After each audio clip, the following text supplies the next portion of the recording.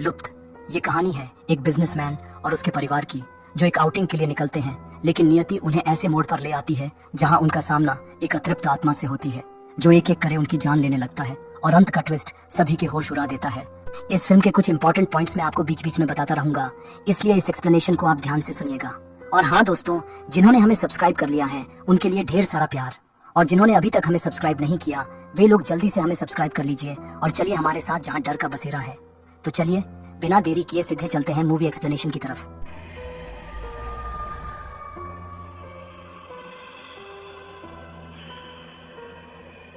Film की शुरुआत होती है लखनऊ के टंडन ग्रुप ऑफ इंडस्ट्रीज से, जहां हम कंपनी के मालिक मिस्टर हर्ष टंडन को मीटिंग रूम में देख पाते हैं, जो अपनी टीम के साथ आगे की स्ट्रेटेजी डिस्कस कर रहे होते हैं।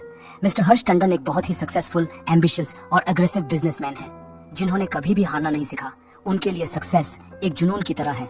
हर्ष का कहना था कि किसी भी हालत में और किसी भी तरह उन्हें अपनी कंपनी को हर एक फील्ड में नंबर 1 पोजीशन में देखना है। जिसके बाद हम टंडन परिवार के बाकी फैमिली मेंबर्स से मिलते हैं। पहले हम मिलते हैं उनकी पत्नी शालिनी टंडन से, जो एक हाउसवाइफ हैं। फिर है उनकी बेटी तनु टंडन, जो एक मॉडल है और अपने फोटोग्राफर राहुल से प्यार करती है। और लास्ट में है हर्ष टंडन का बेटा सैम टंडन, जो बहुत ही शरारती लड़का है, जो हमेशा मस्ती मजाक करता रहता है और आए दिन अपनी बहन तनु को सताता रहता है। खैर, तो एक रात जब तनु अपने शूटिंग का काम खत्म करके घर वापस आती है तो उसे एक कमरे से कुछ आवाज सुना देती है। तो चेक करने वो उस कमरे में चली जाती है, जहां वो आवाज एक अलमीरा से आ रही होती है। लेकिन जब वो उन कपड़ों को हटाती है तो उसमें उसे एक कटा हुआ सिर दिखता है, जिसे देख वो बहुत डर जाती है। और तभी एक भयानक चेहरा उसके सामने आ जाता है, जिसे देख डर के मारे तनु चिल्लाने लगती है और चीखते हुए उस कमरे से बाहर आ जाती है।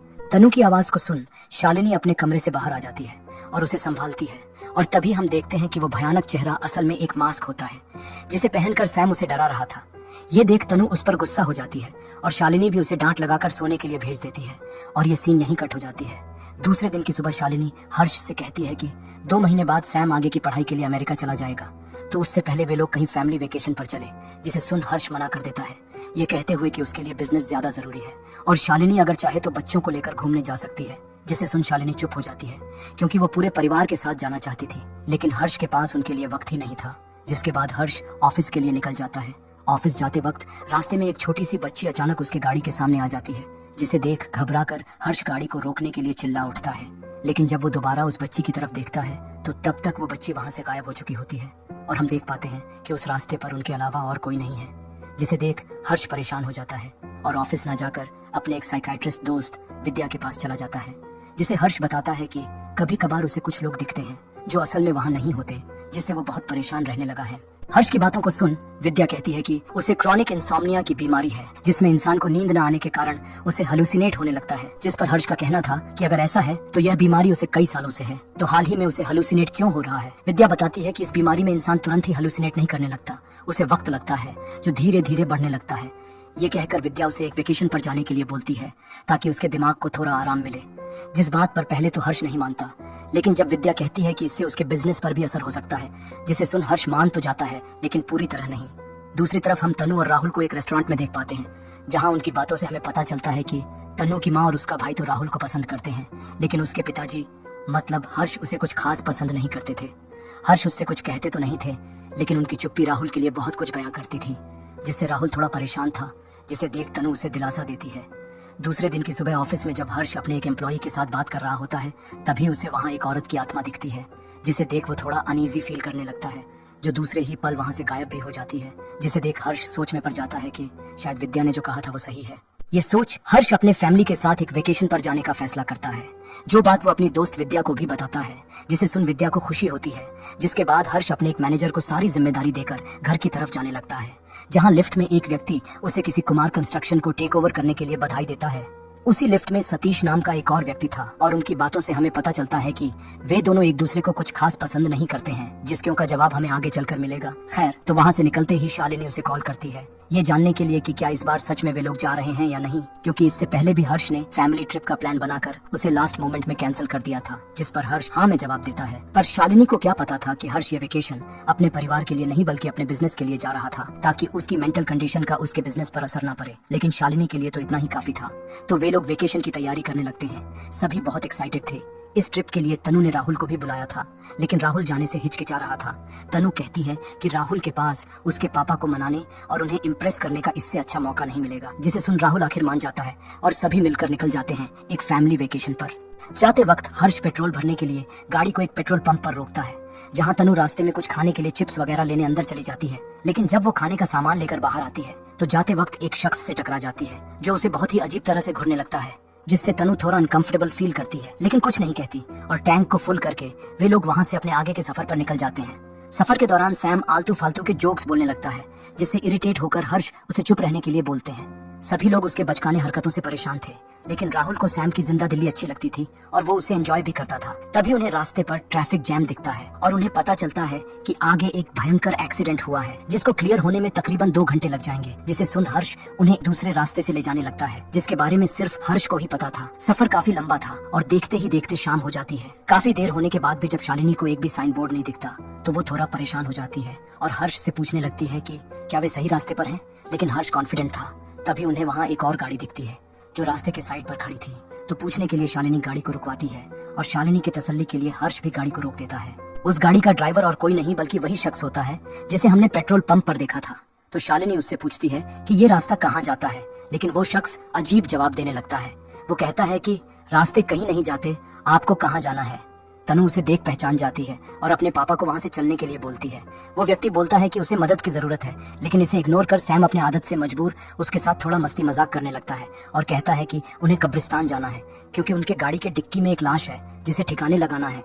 जो बात उसे अच्छी नहीं लगती, तभी उस व्यक्ति को एक कॉल आता है, जिसे देख तनु सैम को वापस गाड़ी में बुला लेती है और वे लोग उसकी मदद किए बिना ही वहाँ से चले जाते हैं, जिसे देख वो व्यक्ति नाराज हो जाता है लेकिन कुछ नहीं कहता।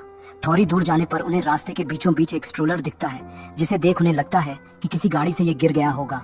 ये देख सैम उसे हटाने के लिए जाता है, जहां वो देखता है कि उस स्ट्रोलर के अंदर एक डॉल है, जिसे देख वो उसे उठा लेता है और अचानक वो डॉल उसका गला दबाने लगती है, जिससे वो वहीं बेहोश हो जाता है। ये देख सभी वहां आ जाते हैं और सैम को होश में लाने की कोशिश करते हैं। तभी सैम हंसते हुए अपनी आंखें खोलता है, जिसका मतलब वो उनके साथ प्रैंक कर रहा था। ये देख हर्ष बहुत गुस्सा हो जाता है और उसे एक जोर का थप्पड़ मारता है और उस स्ट्रोलर को धक्का मारकर रास्ते से बाहर फेंक देता है। अपने पापा से जोर का थप्पड़ खाकर सैम की अक्ल ठिकाने आ जाती है और वो समझ जाता है कि ऐसी सिचुएशन में उसे इस तरह का बेहुदा मजाक नहीं करना चाहिए था, तो वो चुपचाप गाड़ी में बैठने जाता है। तभी हर्ष देखता है कि वो स्ट्रोलर वापस रास्ते के बीचों बीच आ गई है, तो उसे लगता है कि सैम अभी भी अपनी हरकतों से बाज नहीं आया, तो वो उसे डांटता है और उस स्ट्रोलर को हटाने के लिए बोलता है। उस स्ट्रोलर को वापस वहां देख सैम के तो होश ही उड़ जाते हैं, क्योंकि हर्ष के उसे हटाने के बाद सैम ने तो उसे हाथ तक नहीं लगाया, तो वो अपने आप वापस कैसे आ गई। ये देख डरते हुए सैम उसे धक्का मार के फेंक देता है और वे लोग वहां से निकल जाते हैं और हम उस स्ट्रोलर को वापस आते हुए देख पाते हैं, जिसका मतलब वहां जरूर कोई आत्मा है जो ये सब कर रही है। जाते वक्त सैम बताता है कि उसने उस स्ट्रोलर को वहां नहीं रखा था, लेकिन कोई भी उस पर विश्वास नहीं करता।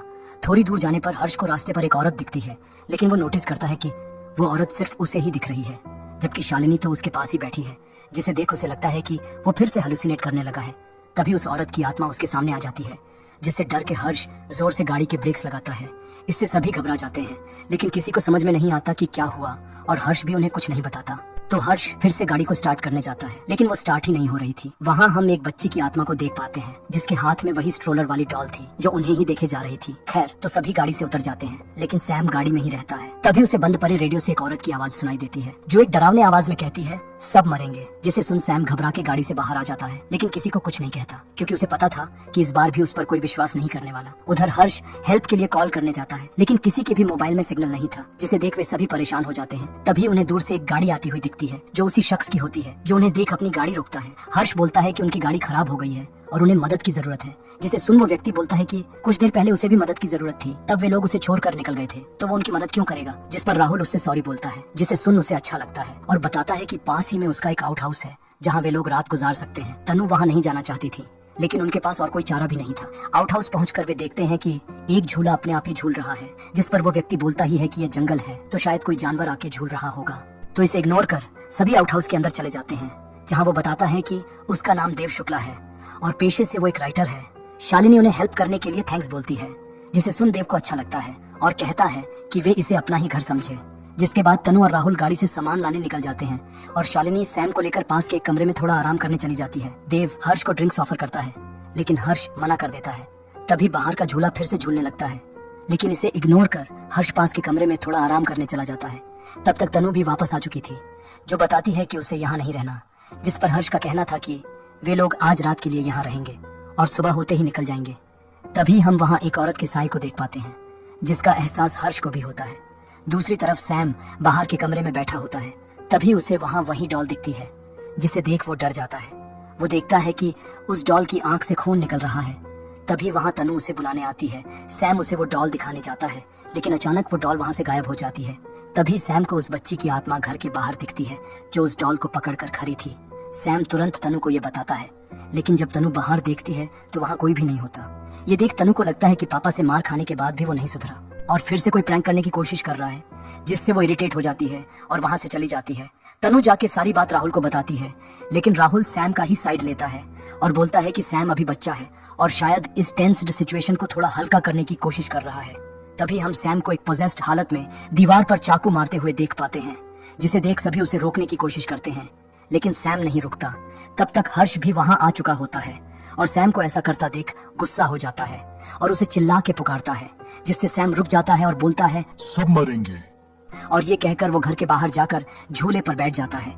थोड़ी देर बाद सैम का पोजेशन टूट जाता है और खुद को वहां देख और भी कंफ्यूज हो जाता है। वो समझ ही नहीं पा रहा था कि उसके साथ ये हो क्या रहा है। तभी वहां देव आकर उससे बात करने की कोशिश करता है और बोलता है कि उसने जो घर को नुकसान पहुंचाया है वो उसे अच्छा नहीं लगा, जिसे सुन सैम इरिटेट हो जाता है और देव पर ही चिल्लाने लगता है, जिसे सुन सभी घर के बाहर आ जाते हैं और हर्ष उसे देव के साथ बदतमीजी से बात करने के लिए डांटता है, जिससे गुस्सा होकर सैम वहां से जंगल की तरफ चला जाता है। ये देख राहुल भी उसके पीछे चला जाता है, जहां वो सैम से पूछता है कि वो ये सब क्यों कर रहा है। सैम उसे सारी बात बताता है, मतलब जो कुछ भी अभी तक उसके साथ हुआ, और बोलता है कि ये जगह ठीक नहीं है, उन्हें जल्द से जल्द यहाँ से चले जाना चाहिए।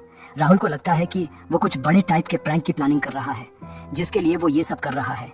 सैम उसे समझाने की कोशिश करता है कि इस बार वो मजाक नहीं कर रहा, वो सच कह रहा है, लेकिन राहुल उस पर विश्वास नहीं करता और वहां से गाड़ी को ठीक करने चला जाता है।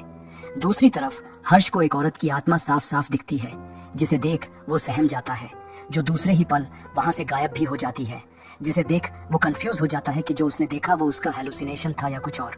तभी वहां तनु आती है और बताती है कि राहुल ने गाड़ी को ठीक कर दिया है, तो वे लोग यहाँ से निकल सकते हैं। तो शालिनी सैम के बारे में पूछती है, जिस पर तनु बताती है कि राहुल उसे ढूंढने गया है और शालिनी तनु के साथ बाहर चली जाती है। उस घर में हर्ष अकेला था। तभी लाइट्स चली जाती है, तो वो एक टॉर्च लेकर कमरे से बाहर आता है, लेकिन कमरे के बाहर कोई नहीं होता। तो वो घर के बाहर जाने लगता है। तभी उसे एक कमरे से कुछ आवाज सुनाई देती है और ये वही कमरा होता है जिसको देव हमेशा बंद करके रखता था। तो चेक करने वो उस कमरे में चला जाता है, जहाँ कुल्हाड़ी और बहुत से औजार रखे हुए थे, जिसके साथ ही उसे वहाँ कुछ मरे हुए इंसानों की फोटोज और कुछ पेपर कटिंग दिखता है, जिसे देख वो चौंक जाता है। तभी उसे वहाँ उस औरत की आत्मा दिखती है, जिसे देख वो डर जाता है। तब तक वहाँ लाइट्स भी आ जाती है। उसकी चीख को सुन तनु और राहुल उस कमरे में आ जाते हैं। उस रोशनी में उन औजारों और मरे हुए लोगों की तस्वीरों को देख वे लोग अंदर तक हिल जाते हैं। बाहर आकर वे शालिनी से मिलते हैं, तो हर्ष उससे देव के बारे में पूछता है, लेकिन देव कहीं नहीं होता। हर्ष बोलता है कि उन्हें जल्द से जल्द यहाँ से निकलना होगा, लेकिन शालिनी बताती है कि सैम कहीं नहीं मिल रहा। तभी हम सैम को देख पाते हैं, जिसे रास्ते पर वही स्ट्रोलर दिखता है, जो देखते ही देखते जंगल की तरफ चला जाता है। ये देख वो भी उसका पीछा करने लगता है, जहाँ वो उसी बच्ची को उस डॉल के साथ देख पाता है, जो एक पेड़ के पास चुपचाप बैठी हुई थी और उसी का इंतजार कर रही थी, जो सैम को देख हैप्पी बर्थडे रिया गाने लगती है, जो दूसरे ही पल हंसने लगती है, जिसे देख सैम सहम जाता है। तभी उस औरत की आत्मा उसके सामने आती है, मतलब ये एक माँ और उसकी बेटी की आत्मा है, जो उन्हें हॉन्ट कर रही है, जिसे देख सैम वहां से भागने लगता है। पर रास्ते में ही वो आत्मा सैम का गला घोंटने लगती है, लेकिन फिर भी सैम किसी तरह आउट हाउस तक पहुंच ही जाता है। उसकी हालत को देख सभी उसे संभालते हैं, लेकिन सैम दम घुट के आखिर मारा जाता है। ये देख तनु को एज़मा का अटैक आता है, तो राहुल अंदर से उसका इनहेलर ले आता है और वो ठीक हो जाती है। सैम को खोकर सभी रोने लगते हैं। हर्ष तो अंदर से टूट ही जाता है और सैम को अपने गोद में लेकर फूट फूट के रोने लगता है। शालिनी तो अपना मानसिक संतुलन ही खो देती है। वो तो ये मान ही नहीं पा रही थी कि सैम मारा गया है। वो सैम को उठने के लिए कहने लगती है। हर्ष और राहुल को लग रहा था कि देव ने सैम को मारा है, लेकिन उन्हें पहले शालिनी और तनु को यहाँ से ले जाना होगा और बाद में वे सोचेंगे कि क्या करना है, जिसे सोच वे लोग सैम की लाश को डिक्की में रखकर वहाँ से घर की तरफ निकल जाते हैं। रास्ते में शालिनी उनसे सैम के बारे में पूछती है। उसके इस सवाल का किसी के पास कोई जवाब नहीं होता, लेकिन शालिनी फिर भी पूछती रहती है। अपने भाई को खोने के गम में तनु रोने लगती है और रोते रोते अचानक उसकी तबीयत खराब हो जाती है, जिसे देख हर्ष गाड़ी को रोकता है। गाड़ी से बाहर आकर तनु अपना इनहेलर लेती है और नॉर्मल फील करती है। तभी उन्हें गन शॉट की आवाज सुनाई देती है, जिसे शालिनी ने चलाई थी। शालिनी के हाथ में बंदूक देख सभी घबरा जाते हैं कि कहीं वो खुद को कोई नुकसान न पहुंचा दे। शालिनी हर्ष को कन्फ्रंट करने लगती है, ये कहते हुए कि उसने सैम को थप्पड़ मारा था, जिस कारण सैम आज उनके साथ नहीं है और वो सिर्फ अपने और अपने बिजनेस के बारे में ही सोचता है, परिवार के बारे में नहीं। आज उनके इस हालात का जिम्मेदार वो खुद है। तभी उसे वहाँ सैम दिखता है, जिसे देख शालिनी उसका पीछा करते हुए जंगल के अंदर चली जाती है। ये देख बाकी भी उसे वापस लाने उसके पीछे पीछे जंगल के अंदर चले जाते हैं। जंगल के अंदर सैम भागने लगता है, जिसे देख शालिनी भी उसके पीछे भागने लगती है। तभी वो एक पेड़ से टकरा के बेहोश हो जाती है। तब तक बाकी लोग शालिनी तक पहुंच चुके थे, तो वे उसे वापस गाड़ी में ले आते हैं और घर की तरफ रवाना हो जाते हैं। थोड़ी दूर जाने पर हर्ष को पिछली सीट पर उसी औरत की आत्मा दिखती है, जिसे देख वो डर के मारे जोर से ब्रेक्स लगाता है। लेकिन जब वो पीछे मुड़ता है तो वहाँ शालिनी और तनु के अलावा और कोई नहीं होता। ये देख वो खुद को संभालता है और आगे का सफर जारी रखता है। थोड़ी देर बाद शालिनी को होश आता है, जहाँ उसे डिक्की से सैम के पुकारने की आवाज सुनाई देती है, जिसे देख वो हर्ष से पूछती है उसने सैम को डिक्की में क्यों बंद किया है। जिसे सुन सभी के होश ही उड़ जाते हैं कि शालिनी को सैम के बारे में कैसे पता चला। शालिनी उसे गाड़ी रोकने को कहती है ताकि वो सैम को वहाँ से बाहर निकाल सके। जिसे सुन हर्ष को सैम की याद आती है और उसकी आंखों में आंसू आ जाते हैं। शालिनी उससे गाड़ी रोकने को कहती है, नहीं तो वो कूद जाएगी, लेकिन फिर भी हर्ष गाड़ी नहीं रोकता। ये देख शालिनी गाड़ी से आखिर कूद ही जाती है। चलती गाड़ी से कूदने के कारण शालिनी बहुत घायल हो जाती है और वो भी मारी जाती है, लेकिन मरने से पहले वो भी वही कहती है, सब मरेंगे। ये देख हर्ष तो पूरी तरह टूट ही जाता है। पहले उसने अपने बेटे को खोया और अब अपनी पत्नी को भी। तभी हम वहाँ उस औरत की आत्मा को देख पाते हैं। खैर, तो वे लोग शालिनी को पिछली सीट पर बैठाकर घर की तरफ जाने लगते हैं। तभी हर्ष एक शॉकिंग बात नोटिस करता है कि वे वापस देव के उस आउट हाउस के सामने आ गए हैं, जबकि उन्हें गाड़ी चलाते हुए काफी देर हो गया था और उन्होंने कोई टर्न भी नहीं लिया था। जिसे देख हर्ष को लगता है कि ये सब जो उनके साथ हो रहा है वो देव ही कर रहा है, जिससे वो बौखला जाता है और गन लेकर उस आउट हाउस की तरफ चला जाता है, जहाँ उन्हें देव बाहर ही बैठा हुआ मिलता है। जिसे देखते ही हर्ष उस पर गन तान देता है और उसके कमरे में रखे औजार और मरे हुए लोगों की तस्वीरों के बारे में पूछता है, जिस पर देव बताता है कि वो एक राइटर है और वो तस्वीरें उसके रिसर्च के लिए हैं, जिससे वो ये साबित कर सके कि आत्मा और पैरानॉर्मल जैसा कुछ नहीं होता, ये सब इंसान ही करते हैं, जिसका इल्जाम भूत पर लगा देते हैं। जिसे सुन हर्ष राहुल को अंदर भेजता है, जहाँ छानबीन करने पर उसे देव का वो रिसर्च फाइल मिलता है, जिसे चेक करने पर यह साबित हो जाता है कि देव सच कह रहा है, जिसका मतलब ये सब देव नहीं बल्कि कोई और कर रहा है। जिससे जान हर्ष थोड़ा शांत होता है। देव उनसे सैम और शालिनी के बारे में पूछता है तो हर्ष बताता है कि वे मर चुके हैं। जिसे सुन देव चौंक जाता है और उनकी लाशों को देख उनसे पूछता है कि ये सब कैसे हुआ। तब राहुल बताता है कि सैम ने कहा था कि ये जगह ठीक नहीं है, वो यहाँ से जल्द चले जाना चाहता था। तभी तनु को भी कुछ बातें याद आती हैं और बताती है कि वे दोनों मरने से पहले कुछ बताना चाहते थे, जिसके साथ ही वो स्ट्रोलर और डॉल के बारे में बताती है, जिसे सैम ने कहा था कि उसने यहाँ देखा है। सारी बात को सुन देव उन्हें बताता है कि तकरीबन 2 साल पहले इसी रास्ते पर एक परिवार का भयानक एक्सीडेंट हुआ था, जिसमें सभी मारे गए। उसमें एक छोटी बच्ची भी थी, जिसके साथ एक स्ट्रोलर और उसकी डॉल भी थी, और ये न्यूज काफी दिनों तक अखबार में भी आई थी। ये सब सुन सभी हैरान हो जाते हैं, लेकिन हर्ष शॉक्ड हो जाता है। और यहाँ दोस्तों इस कहानी का वो पन्ना खुलता है जो अभी तक छुपा हुआ था या फिर छुपाया गया था। हर्ष बोलता है कि उसी की वजह से सैम और शालिनी ने अपनी जान गंवाई है। जिसे बोलते हुए हर्ष उन्हें 2 साल पहले की कहानी बताने लगता है और फ्लैशबैक में हमें पता चलता है कि हर्ष और सतीश असल में दोस्त थे और उस वक्त विनोद कुमार नाम का एक बिजनेसमैन हर्ष का सबसे बड़ा बिजनेस राइवल था, जो अपनी काबिलियत और सूझबूझ से अधिकतर कॉन्ट्रैक्ट पा लेता था। यहाँ तक कि हर साल बेस्ट एंटरप्रेन्योर का अवार्ड भी उसे ही मिलता था, जिस कारण हर्ष उससे नफरत करता था। वहाँ हम विनोद कुमार की पत्नी गीता और उनकी छोटी सी प्यारी सी बेटी रिया को भी देख पाते हैं, और ये वही माँ और बेटी की आत्मा है जो प्रेजेंट टाइम में उन्हें हॉन्ट कर रही है और उन्हें एक एक करके मार रही है। खैर, तो हर्ष बताता है कि वो अपना हर काम परफेक्टली करता है, लेकिन फिर भी विनोद के सामने हार जाता है, जिस कारण वो विनोद पर गुस्सा था और इसी गुस्से में हर्ष बहुत ज्यादा ड्रिंक्स कर लेता है। पार्टी के खत्म होने के बाद हर्ष और सतीश घर वापस जाने लगते हैं। तभी उसे विनोद की गाड़ी दिखती है। एक तो वो विनोद पर गुस्सा था और ऊपर से बहुत पी रखा था, तो बदला लेने के लिए वो अपनी गाड़ी को तेजी से विनोद के गाड़ी के सामने से ले जाता है, जिससे विनोद की गाड़ी का एक्सीडेंट हो जाता है और वो पलट जाती है। उस एक्सीडेंट में विनोद तो ऑन द स्पॉट मारा गया था, लेकिन उसकी पत्नी गीता और बेटी रिया जिंदा थे, और घायल होते हुए भी गीता हर्ष से मदद की गुहार लगा रही थी। सतीश उन्हें बचाना चाहता था, लेकिन हर्ष का कहना था कि विनोद खत्म तो कंपटीशन खत्म, जिसका मतलब अब उसकी कंपनी को नंबर 1 होने में कोई नहीं रोक सकता। और ये कहकर वो उनकी मदद किए बिना ही वहां से चला जाता है। सतीश उसे रोकने की बहुत कोशिश करता है, लेकिन हर्ष नहीं रुकता। वो एक सुनसान रास्ता था, जिस कारण उस रास्ते पर ज्यादा गाड़ियां भी नहीं होती थी, तो सतीश चाहते हुए भी उन्हें बचा नहीं पाता और वे मारे जाते हैं।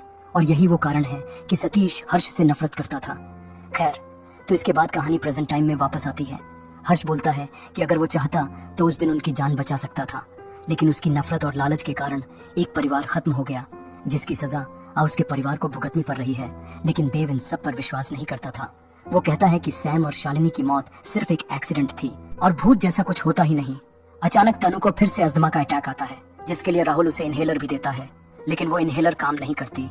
तभी वहाँ तेज तूफान चलने लगती है और जिसके साथ ही हर्ष और तनु को वहाँ गीता की आत्मा दिखती है, जो इस बार तनु की जान लेने आई थी। ये देख हर्ष उससे अपनी बच्ची की जान बख्शने के लिए मिन्नतें करने लगता है और कहता है कि उसने अपनी पत्नी और बेटे को अपनी आंखों के सामने मरते हुए देखा है और अब अपनी बेटी को मरते हुए नहीं देख सकता। वो चाहे तो उसकी जान ले लेकिन तनु की जान बख्श दे। जिस पर गीता बोलती है कि वो उसे कभी नहीं मारेगी, वो तो उसे जिंदगी भर तड़पते हुए देखना चाहती है। जिसे सुन हर्ष समझ जाता है कि जब तक वो जिंदा है तब तक यह मौत का सिलसिला यूं ही चलता रहेगा। यह सोच वो बोलता है कि गीता उसे तड़पाना चाहती है, लेकिन अगर वही जिंदा नहीं रहा तो वो किसे तड़पाएगी। ये कहकर हर्ष अपने ही गन से खुद की जान ले लेता है और उसके मरते ही सब कुछ शांत हो जाता है और तनु की भी जान बच जाती है और सभी लोग गीता और उसकी बेटी की आत्मा को देख पाते हैं। हर्ष मर चुका था, जिससे उनकी आत्मा को भी शांति मिल जाती है, लेकिन इस इंसिडेंट से देव का नजरिया ही बदल गया। वो अब भूत प्रेत और आत्माओं पर विश्वास करने लगा, जिस पर उसने एक किताब भी लिखी, जिसका नाम उसने लुप्त रखा, जिसकी कहानी हम अभी तक सुन रहे थे। और इसके साथ ही ये आखिरी सीन भी यहीं कट हो जाती है। दोस्तों, अगर आपको ये एक्सप्लेनेशन अच्छी लगी हो तो इसे लाइक कर देना और अभी तक सब्सक्राइब नहीं किए हो तो सब्सक्राइब भी कर देना। इसी के साथ ये मूवी यहीं समाप्त हो जाती है। तो चलिए मिलते हैं दूसरी मूवी एक्सप्लेनेशन में, जहां डर का बसेरा हो।